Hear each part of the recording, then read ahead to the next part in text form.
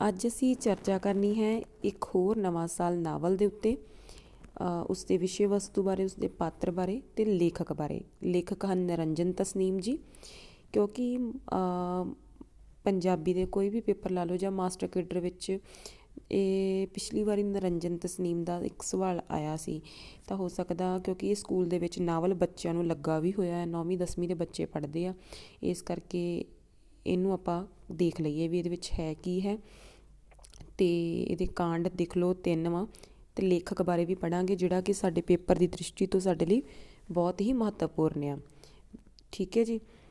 ਵਿਸ਼ਾ ਇਹਦੇ ਜਿਹੜਾ ਕਾਂਡ ਆ ਉਹ 3 ਕਾਂਡ ਆ। ਠੀਕ ਹੈ, ਸਵੇਰ, ਦੁਪਹਿਰ ਅਤੇ ਸ਼ਾਮ। ਅਤੇ ਨਿਰੰਜਨ ਤਸਨੀਮ ਜੀ ਬਾਰੇ ਲਿਖਿਆ ਹੈ, ਦੇਖਦੇ ਹਾਂ ਕੀ ਲਿਖਿਆ ਹੈ। ਪ੍ਰੋਫੈਸਰ ਨਿਰੰਜਨ ਤਸਨੀਮ ਦਾ ਜਨਮ 1 ਮਈ 1929 ਈਸਵੀ ਨੂੰ ਉਹਨਾਂ ਦੇ ਨਾਨਕੇ ਘਰ ਤਰਨਤਾਰਨ ਵਿਖੇ ਹੋਇਆ। ਉਹਨਾਂ ਦੇ ਮਾਤਾ ਸ਼੍ਰੀਮਤੀ ਸੀਤਾਵਤੀ ਅਤੇ ਪਿਤਾ ਸਰਦਾਰ ਕਰਮ ਸਿੰਘ ਸਨ। ਉਹਨਾਂ ਦਾ ਜੱਦੀ ਘਰ ਜਿਹੜਾ ਸੀ ਅੰਮ੍ਰਿਤਸਰ ਵਿਖੇ ਹੈ। ਸਕੂਲ ਅਤੇ ਕਾਲਜ ਦੀ ਸਿੱਖਿਆ ਵੀ ਉਹਨਾਂ ਨੇ ਇੱਥੋਂ ਹੀ ਪ੍ਰਾਪਤ ਕੀਤੀ। ਅੰਗਰੇਜ਼ੀ ਵਿੱਚ MA ਪੰਜਾਬੀ ਯੂਨੀਵਰਸਿਟੀ ਚੰਡੀਗੜ੍ਹ ਤੋਂ ਪ੍ਰਾਪਤ ਕਰਨ ਉਪਰੰਤ ਪ੍ਰੋਫੈਸਰ ਤਸਨੀਮ ਨੇ ਪੰਜਾਬ ਦੇ ਵੱਖ-ਵੱਖ ਸਰਕਾਰੀ ਕਾਲਜਾਂ ਵਿੱਚ ਬਤੌਰ ਲੈਕਚਰਰ ਵੀ ਕਾਰਜ ਜਿਹੜਾ ਕੀਤਾ ਆ। ਅੰਗਰੇਜ਼ੀ 1897 ਵਿੱਚ ਸਰਕਾਰੀ ਕਾਲਜ ਲੁਧਿਆਣਾ ਦੇ ਵਿੱਚ ਸੇਵਾ ਮੁਕਤ ਹੋਣ ਤੋਂ ਬਾਅਦ ਅਗਲੇ 5 ਸਾਲ ਉਹਨਾਂ ਨੇ GHG ਕਾਲਜ, ਖਾਲਸਾ ਕਾਲਜ, ਗੁਰੂ ਸਰਦਾਰ ਲੁਧਿਆਣਾ ਵਿਖੇ ਪੜ੍ਹਾਇਆ ਵੀ ਆ। ਪ੍ਰੋਫੈਸਰ ਤਸਨੀਮ, ਇੱਥੋਂ ਹੁਣ ਆਪਣੇ ਜਿਹੜੇ ਪੁਆਇੰਟ ਨੋਟ ਕਰਨ ਵਾਲੇ ਆ। ਪ੍ਰੋਫੈਸਰ ਤਸਨੀਮ ਦਾ ਪਹਿਲਾ ਨਾਵਲ ਪਰਛਾਵੇਂ 1966 ਵਿੱਚ ਪ੍ਰਕਾਸ਼ਿਤ ਹੋਇਆ। ਇਸ ਤੋਂ ਬਾਅਦ ਉਹਨਾਂ ਦੇ 10 ਨਾਵਲ ਲਿਖੇ ਉਹਨਾਂ ਨੇ। 10 ਨਾਵਲ, ਇਹਨਾਂ ਵਿੱਚੋਂ ਪ੍ਰਮੁੱਖ ਕਿਹੜੇ ਆ? ਰੇਤ ਛੱਲ, ਨਾਵਲਾਂ ਦੇ ਨਾਮ ਨੋਟ ਕਰ ਲਈਏ। ਰੇਤ ਛੱਲ, ਇੱਕ ਹੋਰ ਨਵਾਂ ਸਾਲ ਜਿਸ ਦੇ ਬਾਰੇ ਆਪਾਂ ਅੱਜ ਗੱਲ ਕਰਨੀ ਹੀ ਹੈ। ਜਦੋਂ ਸਵੇਰ ਹੋਈ, ਗੁਆਚੇ ਅਰਥ, ਤਲਾਸ਼ ਕੋਈ ਸਦੀਵੀ। ਠੀਕ ਹੈ ਜੀ। ਇਹਨਾਂ ਦੇ ਪਹਿਲੇ 3 ਨਾਵਲ ਜਿਹੜੇ ਆ ਉਹ ਵੱਖ-ਵੱਖ ਕੋਰਸਾਂ ਅਤੇ ਯੂਨੀਵਰਸਿਟੀਆਂ ਵਿੱਚ ਪੜ੍ਹਾਏ ਜਾਂਦੇ ਆ। ਮਤਲਬ ਆ ਰੇਤ ਛੱਲ, ਹੋਰ ਨਵਾਂ ਸਾਲ ਅਤੇ ਸਵੇਰ, ਜਦੋਂ ਸਵੇਰ ਹੋਈ। ਉਹਨਾਂ ਦਾ ਇੱਕੋ ਇੱਕ ਕਹਾਣੀ ਸੰਗ੍ਰਹਿ ਲੇਖਾ ਜੋਖਾ 2007 ਵਿੱਚ ਪ੍ਰਕਾਸ਼ਿਤ ਹੋਇਆ।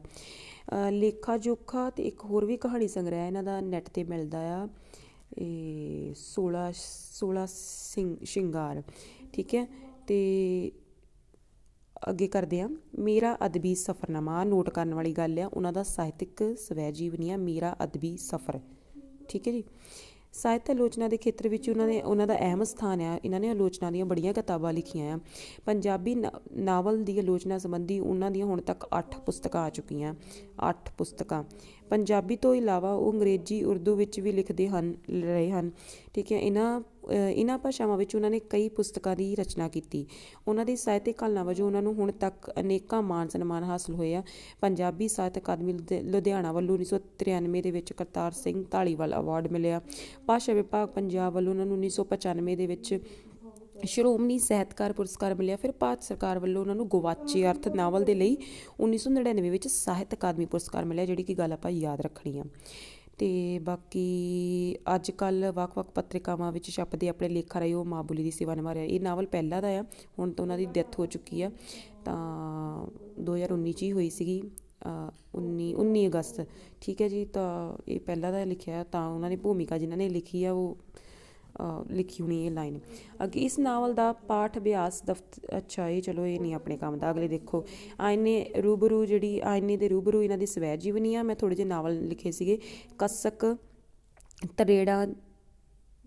ਤਰੇੜਾ ਤੇ ਰੂਪ, ਯੁਗਾਂ ਤੋਂ ਪਾਰ, ਅਜਨਬੀ, ਲੋਕ ਅਤੇ ਪਰਛਾਵੇਂ। ਫਿਰ ਇਹਨਾਂ ਦੀਆਂ ਆਲੋਚਨਾ ਦੀਆਂ ਕਿਤਾਬਾਂ ਜਿਹੜੀਆਂ ਇਹਨਾਂ ਦੇ ਆਪਾਂ ਪ੍ਰਕਾਸ਼ਨ ਵੀ ਦੇਖਾਂਗੇ, ਅਲੱਗ ਤੋਂ ਦੇਖਾਂਗੇ।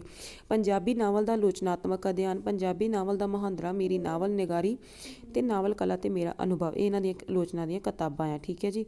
ਅੱਗੇ ਹੁਣ ਨਾਵਲ ਬਾਰੇ ਮਾੜਾ ਜਿਹਾ ਦੇਖ ਲਈਏ, ਹੋ ਸਕਦਾ ਇਹਦੇ ਵਿੱਚ ਕੋਈ ਸਵਾਲ ਆ ਜਾਵੇ।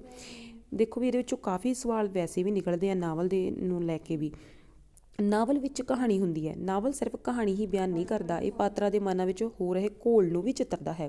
ਸਾਡਾ ਬਾਹਰ ਇੰਨਾ ਕੁਝ ਨਹੀਂ ਵਾਪਰ ਰਿਹਾ ਹੁੰਦਾ ਜਿੰਨਾ ਕਿ ਸਾਡੇ ਮਨ ਵਿੱਚ ਵਾਪਰ ਰਿਹਾ ਹੈ। ਇਸ ਬਾਹਰ ਅਤੇ ਅੰਦਰ ਦੀ ਦੁਨੀਆ ਵਿੱਚ ਸੁਮੇਲ ਪੈਦਾ ਕਰਨਾ ਹੀ ਅੱਜ ਦੇ ਨਾਵਲਕਾਰਾਂ ਦਾ ਮੁੱਖ ਮੰਤਵ। ਅੱਜ ਦੇ ਨਾਵਲਕਾਰਾਂ ਦਾ ਕੀ ਮੁੱਖ ਮੰਤਵ ਆ? ਉਹ ਚਾਹੁੰਦਾ ਹੈ ਕਿ ਜੀਵਨ ਦੀ ਸੱਚਾਈ ਉਗੜ ਕੇ ਉਹਦੇ ਸਾਹਮਣੇ ਆ ਜਾਏ। ਪਰ ਇਹ ਕੰਮ ਹੈ ਬਹੁਤ ਮੁਸ਼ਕਲ, ਕਿਉਂਕਿ ਜੀਵਨ ਦੇ ਕਈ ਰੰਗ ਆ, ਕੋਈ ਵੀ ਰੰਗ ਸੁਚੱਜਾ ਜੀਵਨ ਦਾ ਰੰਗ ਨਹੀਂ। ਭਿੰਨ ਭਿੰਨ ਰੰਗਾਂ ਦੀ ਤਲਾਸ਼ ਹੀ ਨਾਵਲਕਾਰ ਕੋਲੋਂ ਕਈ ਨਾਵਲ, ਨਾਟਕਕਾਰ ਕੋਲੋਂ ਕਈ ਨਾਟਕ ਅਤੇ ਕਵੀ ਕੋਲੋਂ ਕਈ ਕਵਿਤਾਵਾਂ ਲਿਖਵਾਉਂਦੀ ਹੈ। ਹੁਣ ਆਪਾਂ ਇੱਕ ਹੋਰ ਨਵਾਂ ਸਾਲ ਬਾਰੇ ਗੱਲ ਕਰਦੇ ਹਾਂ। ਇੱਕ ਹੋਰ ਨਵਾਂ ਸਾਲ ਵਿੱਚ ਮੈਂ ਇੱਕ ਰਿਕਸ਼ਾ ਚਾਲਕ ਦੇ ਜੀਵਨ ਦੀ ਝਲਕ ਪੇਸ਼ ਕੀਤੀ ਹੈ। ਠੀਕ ਹੈ, ਪਹਿਲੀ ਗੱਲ ਇਹ ਯਾਦ ਰੱਖਣ ਵਾਲੀ ਗੱਲ ਆ। ਉਸ ਦੇ ਜੀਵਨ ਨੂੰ ਮੈਂ ਉਹਦੀ ਨਜ਼ਰ ਨਾਲ ਦੇਖਣ ਦੀ ਕੋਸ਼ਿਸ਼ ਕੀਤੀ ਹੈ। ਬੰਤਾ ਆਪਣੀ ਕਹਾਣੀ ਆਪਣੇ ਮੂੰਹੋਂ ਬਿਆਨ ਕਰ ਰਿਹਾ ਹੈ। ਬੰਤਾ ਮੁੱਖ ਪਾਤਰ ਹੈ। ਠੀਕ ਹੈ ਜੀ। ਉਹ ਜੀਵਨ ਦੇ ਚੱਕਰ ਵਿੱਚ ਬੁਰੀ ਤਰ੍ਹਾਂ ਫਸਿਆ ਹੈ। ਉਸਦੇ ਜੀਵਨ ਵਿੱਚ ਛੋਟੀਆਂ ਛੋਟੀਆਂ ਘਟਨਾਵਾਂ ਵਾਪਰਦੀਆਂ ਹਨ ਅਤੇ ਉਹਨਾਂ ਘਟਨਾਵਾਂ ਦਾ ਉਹਦੇ ਮਨ ਉੱਤੇ ਡੂੰਘਾ ਪ੍ਰਭਾਵ ਪੈਂਦਾ ਹੈ। ਕਈ ਤਰ੍ਹਾਂ ਦੇ ਵਿਚਾਰ ਉਸਦੇ ਮਨ ਵਿੱਚ ਆਉਂਦੇ ਹਨ। ਇਹ ਵਿਚਾਰ ਉਸਦੇ ਜੀਵਨ ਦੀ ਤਸਵੀਰ ਮੁਕੰਮਲ ਕਰਦੇ ਚੱਲਦੇ ਹਨ। ਇਹ ਨਾਵਲ ਬੰਤੇ ਦੇ ਜੀਵਨ ਦੀ ਇੱਕ ਦਿਨ ਦੀ ਕਹਾਣੀ ਆ। ਠੀਕ ਹੈ, ਨਵੇਂ ਸਾਲ ਦੇ ਪਹਿਲੇ ਦਿਨ ਦੀ। ਇਸ ਇੱਕ ਦਿਨ ਵਿੱਚ ਵੀ ਉਹਦਾ ਪੂਰਾ ਜੀਵਨ ਰੂਪਮਾਨ ਹੋ ਜਾਂਦਾ ਹੈ। ਉਹ ਆਪ ਤਾਂ ਵਰਤਮਾਨ ਵਿੱਚ ਵਿਚਰ ਰਿਹਾ ਹੈ, ਪਰ ਮਨ ਵਿੱਚ ਉਗੜ ਰਹੀਆਂ ਪੁਰਾਣੀਆਂ ਯਾਦਾਂ ਦੇ ਸਹਾਰੇ ਉਹ ਅਸ਼ੋਭਲੇ ਹੀ ਭੂਤਕਾਲ ਵਿੱਚ ਚਲਿਆ ਜਾਂਦਾ ਹੈ। ਉਹਦੀ ਕਿਸੇ ਯਾਦ ਦਾ ਟੋਟਾ ਜਦੋਂ ਵਰਤਮਾਨ ਵਿੱਚ ਰਲਦਾ ਹੈ ਤਾਂ ਉਹ ਵਰਤਮਾਨ ਦਾ ਇੱਕ ਭਾਗ ਬਣ ਜਾਂਦਾ ਹੈ। ਸਿਰਫ ਇਹੋ ਗੱਲ ਨਹੀਂ, ਕਦੀ ਕਦੀ ਉਹ ਆਪਣੇ ਪੁੱਤਰ ਦੇ ਭਵਿੱਖ ਦੀ ਕਲਪਨਾ ਕਰਨ ਲੱਗ ਪੈਂਦਾ ਹੈ। ਇੰਝ ਭਵਿੱਖ ਵੀ ਥੋੜ੍ਹੇ ਸਮੇਂ ਲਈ ਵਰਤਮਾਨ ਦਾ ਭਾਗ ਹੋ ਨਿਬੜਦਾ ਹੈ। ਪਰਤਵੀ ਝਾਤ ਅਤੇ ਕਲਪਿਤ ਭਵਿੱਖ ਬੰਤੇ ਦੇ ਪੂਰੇ ਜੀਵਨ ਨੂੰ ਪਾਠਕ ਦੇ ਸਾਹਮਣੇ ਲਿਆ ਖੜਾ ਕਰਦੇ ਹਨ। ਠੀਕ ਹੈ ਜੀ। ਇੱਕ ਵਿਅਕਤੀ ਦੀ ਕਹਾਣੀ ਹੋਣ ਤੋਂ ਇਲਾਵਾ ਇਹ ਨਾਵਲ ਪੂਰੇ ਸਮਾਜ ਦੀ ਝਾਕੀ ਵੀ ਹੈ। ਲੋਕ ਉਹਦੇ ਰਿਕਸ਼ੇ ਉੱਤੇ ਬੈਠਦੇ ਹਨ, ਆਪਸ ਵਿੱਚ ਗੱਲਾਂ ਕਰਦੇ ਹਨ ਜਾਂ ਕਦੇ ਉਸ ਨਾਲ ਗੱਲਾਂ ਕਰਨ ਲੱਗ ਪੈਂਦੇ ਹਨ। ਇੰਝ ਆਧੁਨਿਕ ਸਮਾਜ ਦਾ ਚੱਲ ਚਿੱਤਰ ਸਾਡੀਆਂ ਨਜ਼ਰਾਂ ਵਿੱਚੋਂ ਲੰਘ ਜਾਂਦਾ ਹੈ। ਇੱਕ ਫਰਾਂਸੀਸੀ ਨਾਵਲਕਾਰ ਨੇ ਨਾਵਲ ਨੂੰ ਸੜਕ ਦੇ ਕੰਢੇ 'ਤੇ ਚੱਲ ਰਿਹਾ ਸ਼ੀਸ਼ਾ ਕਿਹਾ ਹੈ। ਇਹ ਗੱਲ ਨਾਵਲ ਉੱਤੇ ਕਾਫੀ ਹੱਦ ਤੱਕ ਲਾਗੂ ਹੁੰਦੀ ਹੈ। ਇੰਝ ਇਹ ਵੀ ਕਿਹਾ ਜਾ ਸਕਦਾ ਹੈ ਕਿ ਬੰਤੇ ਦਾ ਰਿਕਸ਼ਾ ਇੱਕ ਐਸਾ ਦਰਪਣ ਆ ਜਿਸ ਰਾਹੀਂ ਨਿੱਤ ਨਵੀਆਂ ਵਾਪਰੀਆਂ ਘਟਨਾਵਾਂ, ਸਮਾਜ ਦੇ ਵੱਖ-ਵੱਖ ਅੰਗਾਂ, ਮਰਦ ਅਤੇ ਔਰਤਾਂ, ਬੱਚਿਆਂ ਅਤੇ ਬੁੱਢਿਆਂ ਦੀ ਝਲਕ ਜਿਹੜੀ ਉਹ ਮਿਲਦੀ ਆ। ਤਾਂ ਬੰਤਾ ਇੱਕ ਪਿਛੜੀ ਜਾਤੀ ਦਾ ਪ੍ਰਤੀਨਿਧ ਹੈ। ਇਸ ਤਰ੍ਹਾਂ ਦੇ ਬੰਦੇ ਲਈ ਸਾਡੇ ਮਨ ਵਿੱਚ ਕੇਵਲ ਤਰਸ ਦੀ ਭਾਵਨਾ ਹੀ ਪੈਦਾ ਹੁੰਦੀ ਹੈ। ਇਸ ਤੋਂ ਵੱਧ ਕੁਝ ਨਹੀਂ ਹੁੰਦਾ। ਤਰਸ ਕਾਰਨ ਇਹ ਅਧਿਕਾਰ ਅਸੀਂ ਆਪ ਹੀ ਕਿਤੋਂ ਪ੍ਰਾਪਤ ਕਰ ਲਿਆ, ਪਰ ਬੰਤਾ ਜਾਂ ਉਸ ਵਰਗੇ ਹੋਰ ਬੰਦੇ ਇਸ ਗੱਲ ਨੂੰ ਪਸੰਦ ਨਹੀਂ ਕਰਦੇ। ਇੱਕ ਮਨੁੱਖ ਨੂੰ ਦੂਜੇ ਮਨੁੱਖ ਨਾਲ ਹਮਦਰਦੀ ਤਾਂ ਹੋਣੀ ਚਾਹੀਦੀ ਆ, ਪਰ ਕਿਸੇ ਮਨੁੱਖ ਨੂੰ ਦੂਜੇ ਮਨੁੱਖ 'ਤੇ ਤਰਸ ਕਰਨ ਦਾ ਕੋਈ ਅਧਿਕਾਰ ਨਹੀਂ ਆ। ਠੀਕ ਹੈ, ਅੱਗੇ ਬੰਤਾ ਜੀਵਨ ਦੀਆਂ ਔਂਕੜਾਂ ਨਾਲ ਜੂਝ ਰਿਹਾ ਇੱਕ ਪਾਤਰ ਹੈ। ਉਹ ਕਦੀ ਵੀ ਹੌਸਲਾ ਨਹੀਂ ਹਾਰਦਾ। ਉਹ ਹਰ ਕਦਮ 'ਤੇ ਚੜ੍ਹਦੀ ਕਲਾ ਵਿੱਚ ਰਹਿੰਦਾ ਹੈ। ਉਸਦੇ ਮਨ ਵਿੱਚ ਸਦਰਾਂ ਹਨ। ਉਹ ਆਪਣੇ ਜੀਵਨ ਨੂੰ ਚੰਗਾ ਬਣਾਉਣ ਦੀ ਖੁਆਇਸ਼ ਹੈ ਉਸਦੇ ਅੰਦਰ। ਉਹ ਮਿਹਨਤ ਕਰਨ ਵਿੱਚ ਵੀ ਆਪਣੇ ਉਜਲ ਭਵਿੱਖ ਦੀ ਝਲਕ ਦੇਖਦਾ ਹੈ। ਉਸਦਾ ਜੀਵਨ ਰਿਕਸ਼ੇ ਦੇ ਪਹੀਏ ਵਾਂਗ, ਜਿਸ ਦਾ ਹਰ ਸਮੇਂ ਹਰਕਤ ਵਿੱਚ ਰਹਿਣਾ ਅਤੀ ਜ਼ਰੂਰੀ ਹੈ। ਜੀਵਨ ਰਿਕਸ਼ੇ ਦੇ ਪਹੀਏ ਵਾਂਗ ਹੈ। ਇਸ ਖਿਆਲ ਨੂੰ ਪੰਜਾਬੀ ਦੇ ਪ੍ਰਸਿੱਧ ਕਵੀ ਈਸ਼ਵਰ ਚਿੱਤਰਕਾਰ ਨੇ ਇਹ ਸ਼ਬਦਾਂ ਵਿੱਚ ਦਰਸਾਇਆ: ਜ਼ਿੰਦਗੀ ਸੰਗਰਾਮ ਦੀ ਅਸਗਾਹ ਸਾਗਰ, ਜ਼ਿੰਦਗੀ ਆਰਾਮ ਦੀ ਖੁਰਦਾ ਕਿਨਾਰਾ।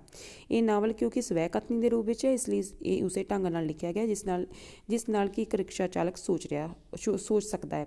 ਇੱਥੋਂ ਤੱਕ ਕਿ ਸ਼ਬਦ ਵੀ ਲਗਭਗ ਉਸੇ ਤਰ੍ਹਾਂ ਦੇ ਲਿਖੇ ਗਏ ਹਨ। ਇਸ ਤਰ੍ਹਾਂ ਉਹ ਆਮ ਤੌਰ 'ਤੇ ਬੋਲੇ ਜਾਂਦੇ ਹਨ ਤਾਂ ਜੋ ਸਥਾਨਕ ਰੰਗਣ ਉਸਨੂੰ ਆਂਚਲਿਕਤਾ ਵੀ ਕਿਹਾ ਜਾ ਸਕਦਾ ਹੈ ਕਾਇਮ ਰਹਿ ਸਕੇ ਅਤੇ ਯਥਾਰਥਕ ਚਿੱਤਰ ਪੇਸ਼ ਕੀਤਾ ਜਾ ਸਕੇ। ਨਰੰਜਨ ਤਸਨੀਮ, ਲੇਖਕ, ਦਸੰਬਰ 1974 ਦੀ ਗੱਲ ਹੈ ਇਹ। ਠੀਕ ਹੈ ਜੀ।